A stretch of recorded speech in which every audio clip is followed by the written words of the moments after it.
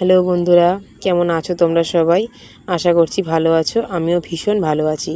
তো দেখো, সকাল সকাল মিষ্টির দোকান থেকে মিষ্টি কিনে নিয়েছি। তো এসছি পুজো দেবো বলে। তো আজকে একটা স্পেশাল দিন। তো আমাদের এখানে ত্রিবেণীতে কালীতলায় ডাকাতি মায়ের মন্দির আছে। তো সেখানেই চলে আসলাম।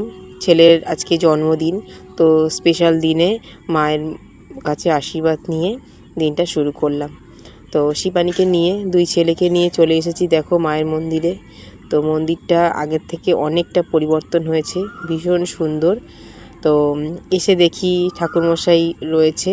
তো আগে পুজোটা করিয়ে নিলাম, ছেলের নামে পুজো দিলাম, মায়ের কাছে আশীর্বাদ নিলাম।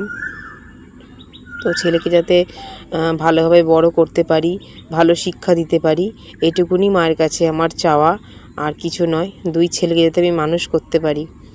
তো দেখো, মায়ের কাছে এসে ভীষণ ভালো লাগছে। তোমরা একটু মাকে দর্শন করো। তো এই মন্দিরের এখানটা আগে একটা অন্যরকম ছিল, তো এখন এতটা সুন্দর লাগছে। তো ভাবলাম একটু সুন্দর করে ভিডিও করি। তো দেখো, মোমবাতি ধূপকাঠি জ্বালিয়ে আমি পরে একটু আরতি করে নিলাম। আর ভিডিওটা সম্পূর্ণ আমার বড় ছেলে করে দিয়েছে। আমি একটু ব্যস্ত ছিলাম, তো সেই কারণে ভিডিও সেভাবে করা সম্ভব হচ্ছিল না। তো দেখো, আরতি শেষে এই যে এখানে স্টিক আছে, তো এখানে এই যে রেখে দিলাম। তো ভীষণই ভালো লাগলো সকাল সকাল পুজো দিয়ে। আর তার মধ্যে বিশেষ দিনে পুজো দিলে বেশ ভালোই লাগে।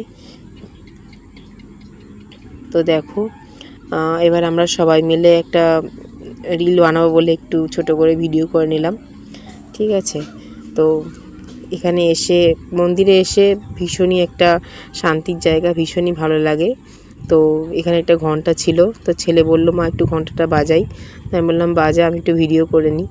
তো এখানে দেখো, ঠাকুরগুলো একটা স্থান করে দিয়েছে। তো এই জায়গাটায় সব ঠাকুর রাখা রয়েছে। আর এটা হচ্ছে বট গাছ, অনেক বছরের পুরনো। এইখানে হচ্ছে তুলসী মঞ্চ, ভীষণ সুন্দর লাগছে।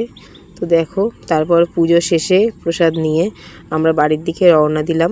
তো ভিডিওটা কেমন লাগলো তোমরা কমেন্ট করে জানিও। ভালো লাগলে লাইক করে দিও। সকলে ভালো থেকো।